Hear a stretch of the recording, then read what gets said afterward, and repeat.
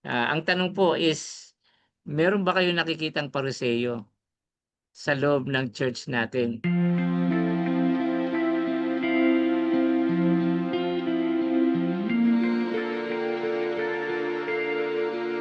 So, yesterday nagulat ako sa balita na pumasok sa Facebook feed ko.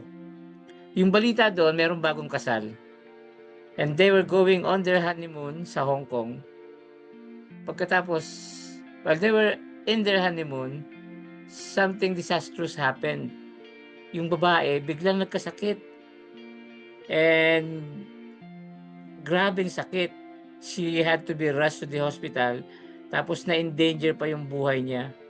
Sabi naman ng lalaki, there was no sign na meron siya sakit. Biglang-bigla na lang. Ang nangyari ay biglang bumigay yung kanyang kidney. Puwede pala yun, Elder Rene, ano, biglang, with no sign, biglang bumigay yung kidney mo. So, Yeah. Hindi mm, kasi yung symptoms ng kidney disease, hindi mo kaagad malalaman. O mm, kaya ay iniinda lang yung sakit. At baka saka ano. pag losing strength is really one of the major symptoms ng CKD. Believe me, I am going through it right now. Yes, yes, we know. And we're always praying for you po. Please include the Thank you. Elder Rene in your prayer po. He is suffering from CKD, Salamat. chronic kidney disease, and hindi lang halata sa kanya dahil malakas pa rin siya. Ano po, Napakagaling at napakabait po ng Panginoon kasi. hmm, yes, okay. So yun nga, and she had to be rushed to the hospital and they didn't realize that she was sick. Ang pag-uusapan po natin ngayon ay similar sa ganitong experience, but we're going to be talking about the church. Meron sa church na may sakit, hindi lang nare-realize, hindi natin alam na meron palang ganong klaseng disease sa loob ng church. And I'm talking about the work of the Pharisees. Yung work kasi ng Pharisees, hindi alam ng iba na masama. Hindi nila nare-realize na mali yung ginagawa ng mga Pharisees. And sometimes, yung mga Pharisees, mga leader pa sa church, yung Pharisees ngayon, they are leaders of the church in the same way. Ganun panahon ni Jesus, leader yung mga Pharisees. So ngayon, mga leaders din. So how can you diagnose as something na may sakit o gumagawa ng masama, siya yung leader ninyo? How can you know it? So that's what we're going to be studying today. Ano yung characteristic na ginagawa ng mga Pharisees? And it's entitled The Pharisees Explained. Ang key text po natin is the whole of Matthew 23. Yun ang ating pag-aaralan ngayon. Yun ang focus ng ating pag-aaral. Yung Matthew 23 kasi naglalaman ng 7 curses or 7 woes, 7 mga woe, sumpa. Sinumpa ng ating Panginoong Hesus yung mga Pharisees. And sa mga curses na ito, nakapaloob yung description ng mga Pharisee. Maaari nating malaman kung ano sila at kung ano yung ginagawa ng mga Pharisees. Okay? So, makakatulong na maunawaan yung ating pag-aaral ngayon kung magiging visual tayo. So, yung ating pong pag-aaral, sabi ko, ay mga curses o mga sumpa. In my Bible, yung word na ginagamit sa mga sumpa is woe.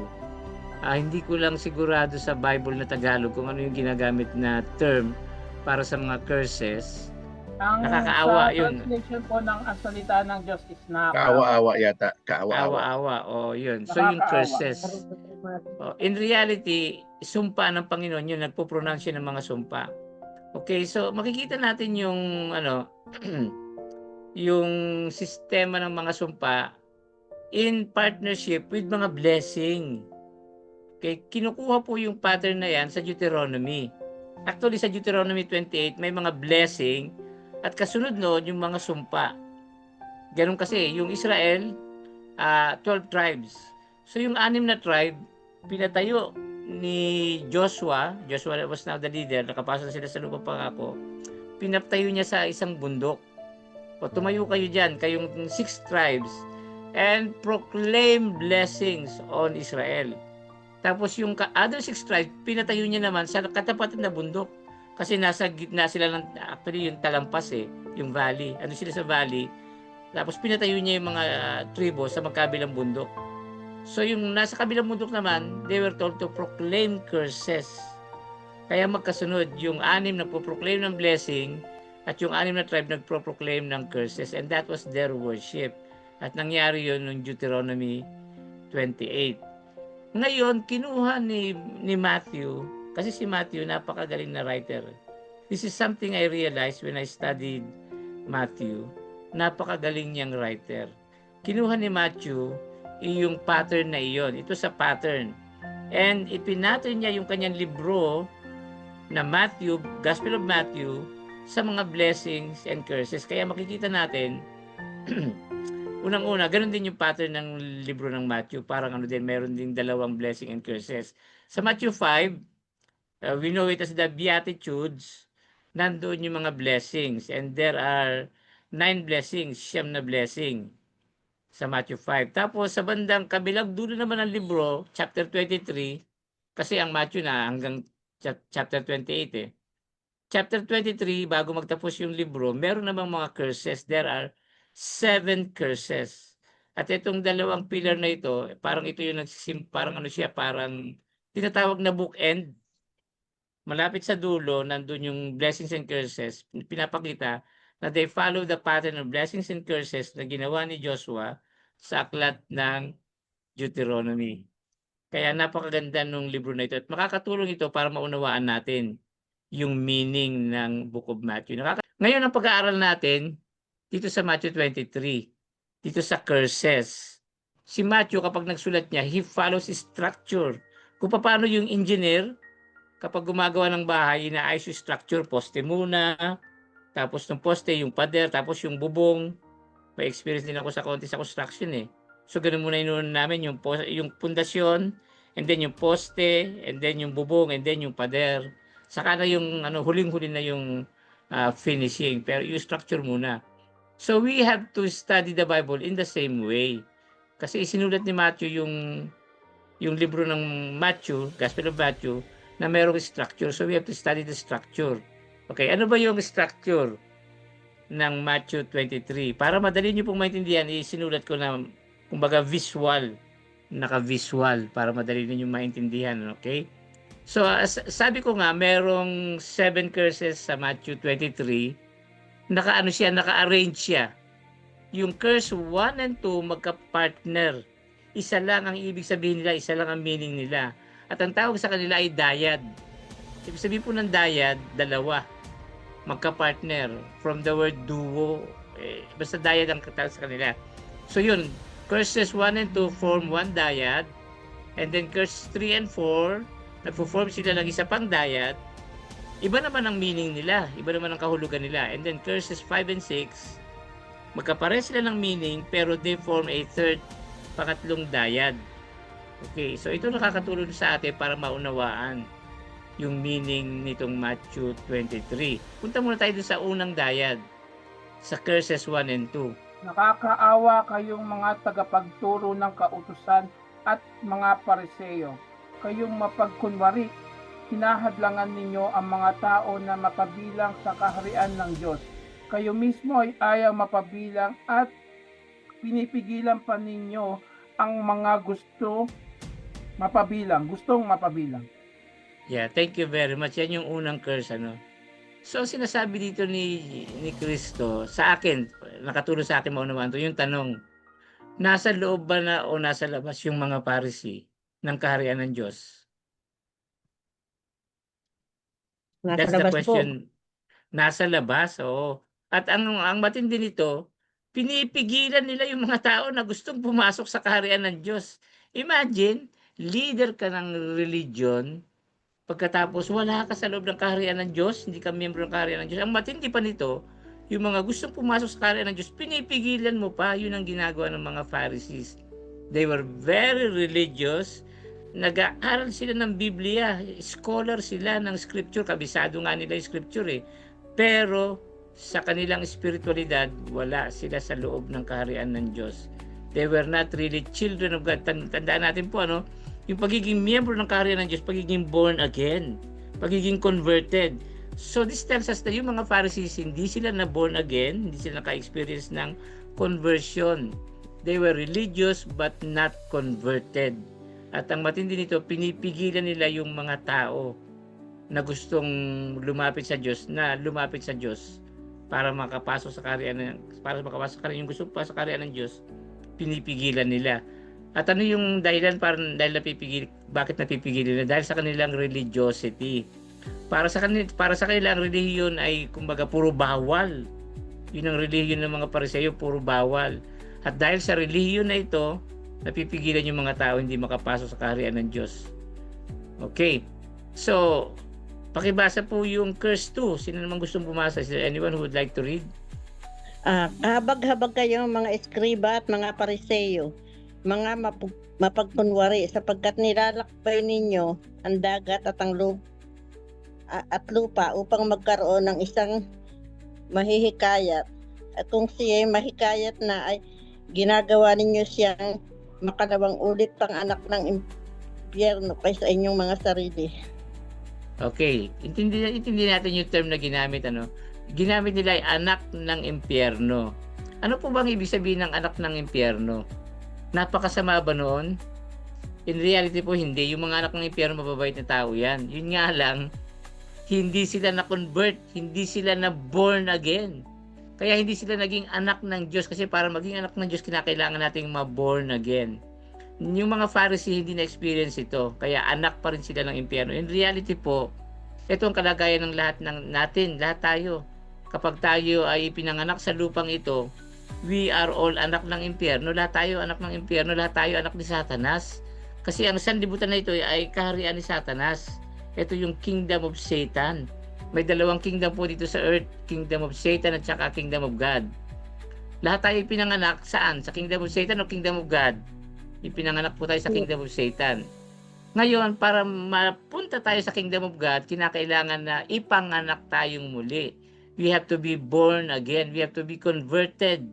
Kinakailangan tayong maging anak ng Diyos para tayo ay makapasok. Okay. So yun po yung kalagayan ng mga Pariseo. Parehas lang sila sa curse 1. Yung meaning ng curse 2 kaparehas ng curse 1. That yung mga Pharisees, ano experience nila? Sabi dito, lack of conversion. They were very religious.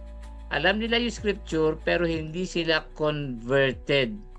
Yan yung unang dayad. So yan yung unang kalagayan ng mga Pariseo. Sinasabi nila sa atin ng curse 1 and 2 kung ano yung kalagayan ng mga Pariseo, and they were unconverted. They were religious. Mga leader pa sila sa church pero hindi sila converted, hindi sila mga anak ng Diyos. Ang tindi nga nung sinasabi ng curse 2, masipag daw sila sa evangelism. Nagta-travel sila ng land and sea para lang makaka-convert ng isa. Pagkatapos, ginagawa nilang anak ni Satanas. Kasi, hindi sila naka-experience na pagiging anak ng Diyos . So, ano lang magagawa nila? Yung experience lang nila, gawing anak ni Satanas yung mga tao. And that is very sad. The question is, nangyayari ba ito ngayon sa church natin? Meron ba tayong mga leader na talagang hindi konbertido?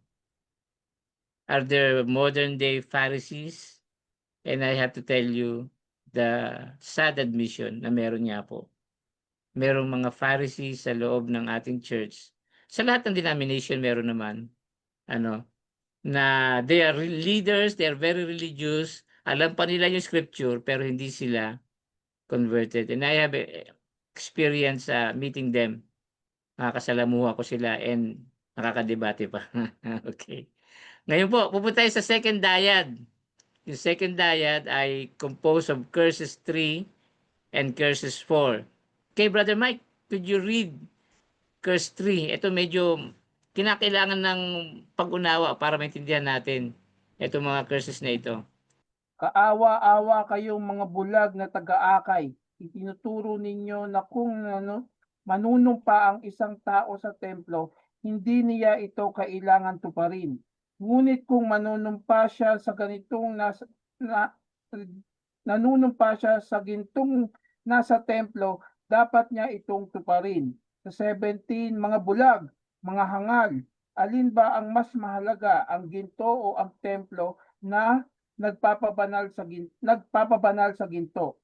Sa 18, itinuturo rin ninyo na kung manunumpa ang isang tao sa altar, hindi niya ito kailangan tuparin. Ngunit kung nanunumpa siya sa handog na nasa altar, dapat niya itong tuparin. Sa verse 19, mga bulag, alin ba ang mas mahalaga, ang handog o ang altar na nagpapabanal sa handog? Verse 20, kaya nga kapag nanumpa ang isang tao sa altar, nanunumpa rin siya pati sa handog na nasa altar. At sa 21, nanumpa siya sa templo, nanumpa rin siya pati sa Diyos na naninirahan doon. Yeah, thank you very much po, Brother Mike. And para maintindihan natin yon, may dalawang tanong dun eh. Number 1, unang tanong, ano yung mas mahalaga? Yung ginto o yung templo? Ano po ba ang tamang sagot? Ano ba Templo ang po. sagot? Yung templo ang mas mahalaga kasi yung templo yun yung nagpapabanal sa ginto. So yung ginto pinapabanal ng templo kaya mas mahalaga yung templo. Second question, ano yung mas mahalaga? Yung handog o yung altar? At anong Yung sagot ni altar po. Matthew? Yung altar ang mas mahalaga kaysa doon sa handog. Kasi yung altar ang siyang nagpapabanal sa handog. Ang problema sa mga Pariseo, hindi nila alam kung ano yung mahalaga. Kagaya ng sinabi ni Matthew, kayo mga Pariseo, ang mahalaga sa inyo yung ginto. Ang mahalaga sa inyo yung handog. Kasi yun yung kinakain ninyo, yung handog eh. Kasi yun yung kinukuha, yun ang nagpapayaman sa inyo, yung ginto. Kaya yun ang pinapahalagahan ninyo. Now, in reality, makikita natin, Matthew was not really talking about offering at saka hindi talaga ginto yung tinatalakay niya dito. Ano yung tinatalakay niya dito? Makikita natin sa curse number 4 kung ano talaga yung tinatalakay niya. Sister Rosalie, kayo naman po bumasa. Pakibasa po yung Matthew 23, verse 23 at saka 24. 23, kahabag-habag kayo mga eskriba at mga pariseo, mga mapagkunwari sapagkat nag-iika po kayo ng yerba buena, ng anis at ng komino at inyong pinababayaan ang higit na mahalagang bagay ng kautusan, ang katarungan, ang habag at ang pananampalataya. Subalit dapat sana ninyong gawin ang mga ito nang hindi pinababayaan ng iba. Okay, thank you very much po, Sister Rosalie. The same question, ano yung mas mahalaga? Tinatanong sa curse number 4. Ano yung mas mahalaga? Yung obedience, yung pagbibigay ng ikapo, o yung faith? Yung faith Malinaw, po, malinaw yung conclusion. Thank you very much, Sister Rosalie. Malinaw yung conclusion ni Matthew. Mas mahalaga yung faith kasi sinabi niya na mismo eh. Mas mahalaga ito sa mga bagay sa law. Yung law dyan, yung scripture, yung Bible. Tinuturo ng law yung pag-iikapo, tinuturo ng Bible yung pag-iikapo. Dapat gawin ito. Pero mas mahalaga dito yung pananampalataya. Ang sabi ni Matthew, sana gawin ninyo yung nauna, sana gawin ninyo yung nauna, yes, pero hindi niyo pinapabayaan yung nahuli, yung pananampalataya.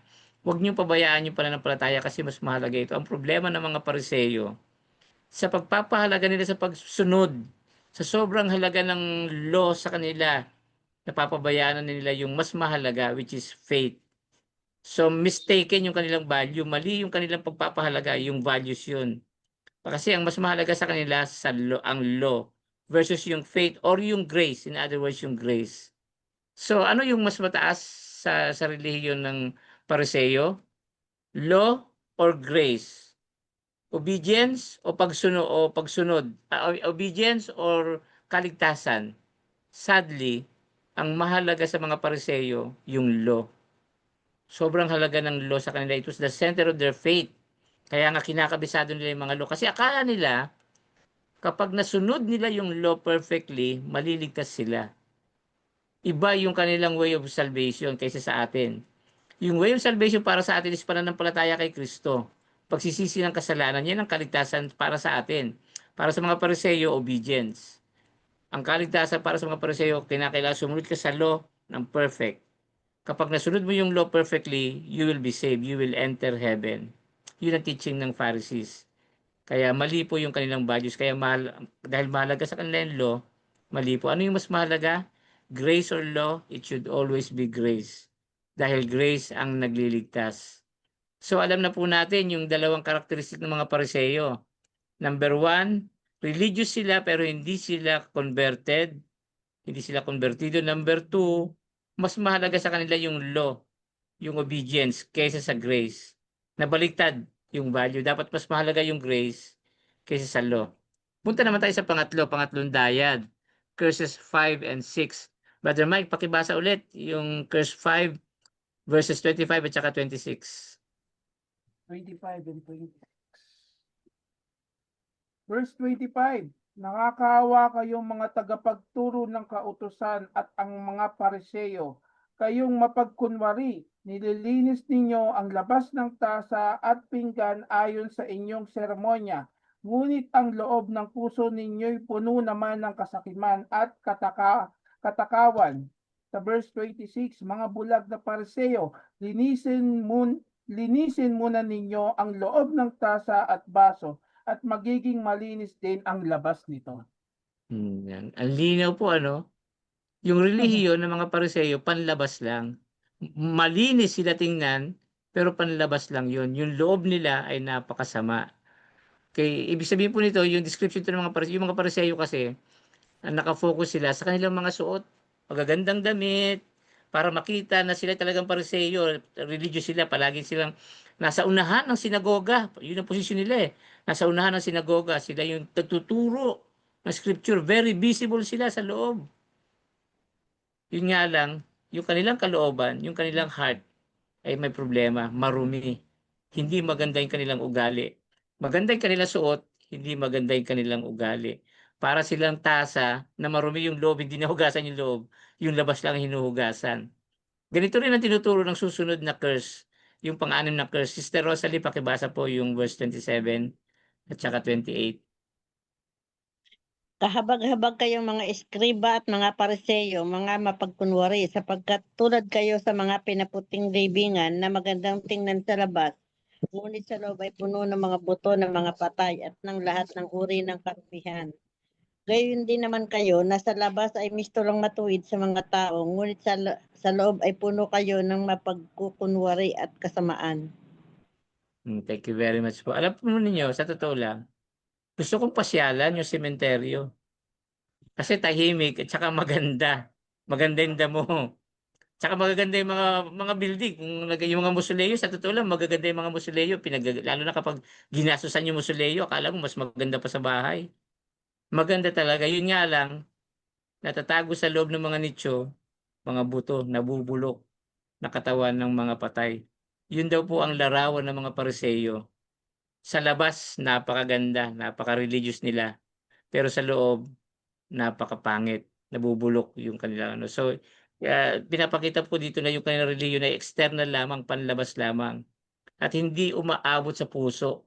Hindi nababago yung puso nila. Ito po yung dapat ginagawa ng relihiyon eh. Ang relihiyon dapat umaabot sa puso, binabago yung puso natin.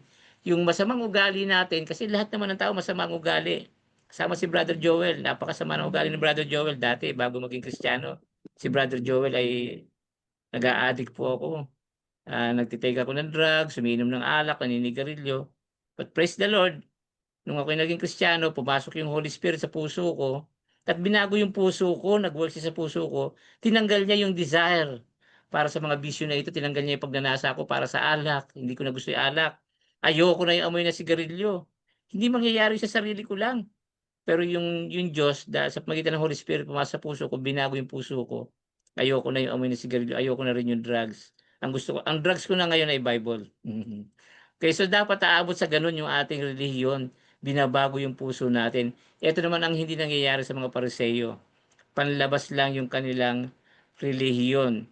Kaya sa Luke 18, napakapangit yung description ng Pariseyo. Yung Pariseyo, ano siya napaka-judgmental niya. Nagpe-pray siya, nasa templo siya. Tapos sabi, ang prayer niya ganito, Lord, maraming salamat na ako'y nakakapag-ikapo, nakakasimba ako palagi, maganda ang buhay ko. Hindi ako kagaya nito, itong tax collector na masamang ugali, judgmental siya. Pero yung tax collector na sinasabi niya, Lord, forgive me, I am a sinner. At ang tanong ni Jesus ay, sino yung na-justify sa kanila? Yung Pariseo, yung tax collector, siyempre yung tax collector. Dahil siya nagsisisi. Yun ang kinakailangan mangyari sa atin. Sa pagsisisi natin, sa pag-amin tayo makasalanan, mapasok yung Holy Spirit sa puso natin, binabago yung puso natin. Ito ang hindi nangyayari sa mga Pariseo dahil panlabas lang. yung kanilang relihiyon. So ito po yung tatlong karakteristik ng Pariseo. Number 1, hindi sila konbertido. Number 2, hindi maganda yung value nila. Yung pagpapahalaga nila, mas mahalaga sa kanila yung law, yung obedience, kaysa sa grace, kaysa sa kaligtasan, kaysa pananampalataya. Baliktad po.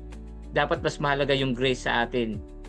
Okay, and then number 3, yung relihiyon nila, panlabas lang. Para silang, maganda yung kasuotan nila, hinahangaan sila, pero yung mga puso nila, yung ugali nila, hindi nababago. Masama pa rin. External kasi yung religion. Teka, Brother Joel, akala ko ba 7 yung verses? Bakit 6 lang to? Pag-uusapan po natin yung pampito ngayon. Yung pampito po ay, kumbaga, pinagsama-sama ninyo yung tatlo na ito, ano magiging bunga sa buhay? Ano yung talaga mangyayari sa buhay natin? Kapag ganito yung ugali natin, kapag hindi tayo konbertido, kapag mas mahalaga sa atin yung law kaysa sa grace, kapag panlabas lang relihiyon natin, ano mangyayari sa atin? Yun po yung curse number 7. Yun yung mangyayari sa atin. Ito po yung fruit of Pharisaism, yung curse number 7. Matthew 23, hindi ko na ipapabasa sa inyo. Mahaba kasi siya, 29 hanggang 39. Pero yung keyword dito is violence. Pinagbibintangan ni Jesus yung mga Pariseo, kawawa kayo kasi sinasabi ninyo, kung buhay lang kami nung panahon ng mga magulang namin, hindi namin papatayin yung mga propeta. Kasi ang ginawa ng mga propeta nung panahon ng lumang tipan, nagpadala Diyos ng mga propeta. Anong ginawa ng Israel sa mga propeta? Pinatay nila. Lahat ng propeta namatay sa kamay ng Israel. Yun po ang malungkot sa pagiging propeta. Sinugo ka nga ng Diyos pero kalaban mo naman yung bayan. Kasi ang sinasabi mo, magsisi kayo ng kasalanan ninyo. Sinasabi niyo yung kasalanan ng bayan, kaya galit yung bayan sa kanila, kaya pinapatay sila. Yung huling-huli si Zechariah, pinatay sa loob mismo ng templo. At kumbaga hinati siya yung katawan niya. Yun yung nangyari. So yun ang mangyayari sa atin kapag tayo po ay Pariseo. Kapag hindi tayo konbertido, kapag mas mahalaga sa atin yung law kaysa sa grace, kapag yung relihiyon natin panlabas lang, anong mangyayari sa atin? Magiging violente tayo. Maaring hindi tayo kagaya ng mga Pariseo na physical yung kanilang violence, pero yung violence natin sa salita lang, verbal. Masama tayo magsalita, masakit tayo magsalita. Ito ang prinsipyo na sinusunod ko eh. Kapag yung relihiyon mo nakakasakit ng kapwa-tao mo, hindi maganda yung relihiyon mo. Kasi ang relihiyon dapat nagbi-build up, nag-i-encourage, pag-ibig, pagmamahal, pagtanggap. Pero kapag religyoso ka nga, pero kung ano na naman sinasabi mo tungkol sa kapwa mo, hindi maganda yung relihiyon mo. Baka Pariseo ka. Baka yung relihiyon mo, relihiyon ng Pariseo. You are violent. So, yun po yung nagiging bunga ng pagka-Pariseo natin. Nagiging violente tayo. Hindi man sa physical, sa salita lang. So, kumusta po yung ating pag-aaral ngayon? Ang tanong po is, meron ba kayong nakikitang Pariseo sa loob ng church natin? May mga tao ba sa loob ng church? May mga leader ba sa church natin na hindi talaga konbertido? At saka hindi sila nagwo-work para sa conversion ng ibang tao? Na mas mahalaga sa kanila yung law kaysa grace, mga legalista sila. Tsaka number 3, yung relihiyon nila panlabas lang. Tsaka kapag nagsalita sila, masakit, nakakasakit sa ibang tao yung mga salita nila. Meron ba kayong kilalang ganon sa loob ng church? And ako na po sasagot, marami po akong kilalang ganon sa loob ng church. Sa church na kinabibilangan ko, marami po, and I believe, maski sa ibang denomination, meron din. Pero may mas mahalagang tanong kaysa dito. Kumusta kayo? Are you really converted? Have you experienced being born again? O baka kagaya lang kayo ng Pariseo, hindi pa kayo talaga nabuborn again? Anong mas mahalaga sa inyo? Law or grace? Grace ang pangalan ng grupo natin. Sana mas mahalaga sa atin yung grace. Ano po? And kumusta yung relihiyon ninyo? Panlabas lang ba? Gusto nyo lang bang hinahangaan kayo? Ay, ang galing ni Brother Joel.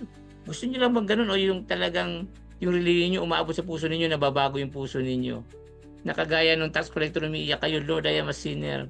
Nagsisisi kayo ng kasalanan ninyo para pumasok yung Holy Spirit sa puso ninyo at mabago kayo. Kumusta kayo? Kumusta isalita ninyo? Nakakasakit ba kayo ng kapwa? Kaya ganun na lang yung pagpigil ko sa ating mga chat dito sa group. Dahil kung minsan, maski tayo na kay Kristo, nakakawala yung mga masasakit na salita.